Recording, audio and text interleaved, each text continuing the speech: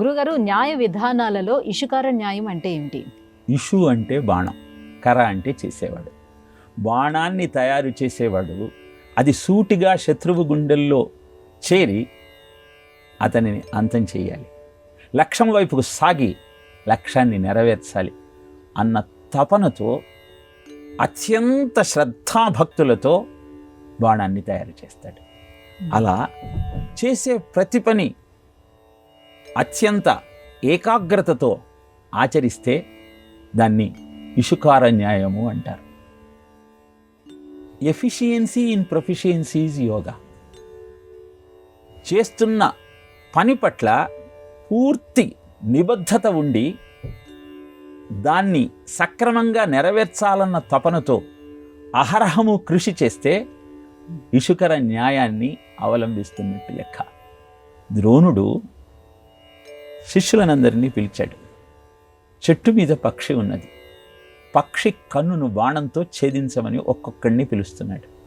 వచ్చిన ప్రతివాడిని అడుగుతున్నాడు, నీకేం కనపడుతుంది అని.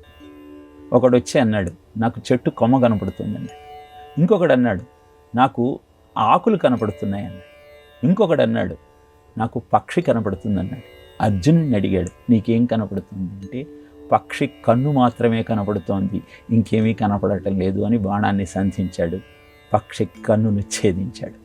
ఇలా అద్భుతమైనటువంటి ఏకాగ్రతతో చిత్తశుద్ధితో జీవితాన్ని ముందుకు కొనసాగించేటువంటి న్యాయమే ఇషుకర న్యాయం. ఈనాటి విద్యార్థి లోకంలో అది కొరవడుతోంది.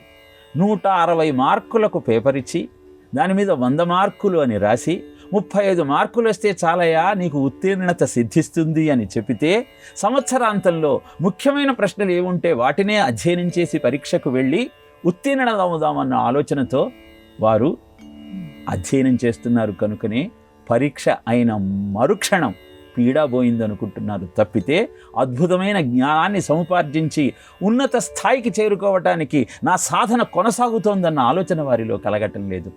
ఇషుకర న్యాయము అంటే అత్యంత ఏకాగ్రతతో అనునిత్యము చేసే అహరహమైన కృషికి ఇషుకర న్యాయము అని మనం పేరు పెట్టుకోవచ్చు.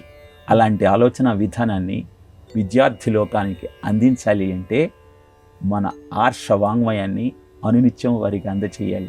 దక్షిణామూర్తి స్తోత్రాన్ని పారాయణ చేస్తే ఏకాగ్రత పెరుగుతుంది. తతో యుద్ధ పరిశ్రాంతం సమరే చింతయా స్థితం రావణోంచాగ్రతో దృష్ట్వా యుద్ధాయ సముపస్థితం. ఆదిత్య హృదయాన్ని పారాయణ చేస్తే జ్ఞాపక శక్తి పెరుగుతుంది. ఇలా ఏకాగ్రత, బుద్ధి కుశలత, సమయస్ఫూర్తి ఇవన్నీ అలవడాలి అంటే విద్యార్థులు తప్పనిసరిగా ఈ స్తోత్ర పారాయణ చేయాలి. పెద్దలను ఆశ్రయించి అద్భుతమైనటువంటి జ్ఞానానికి అంకురార్పణ చేసుకొని సాధనను ఇషుకర న్యాయంలాగా ముందుకు కొనసాగించాలి. అప్పుడు ఒక ఆదిశంకరుడు, ఒక అబ్దుల్ కలాం మన కళ్ళ ముందు కనబడతారు.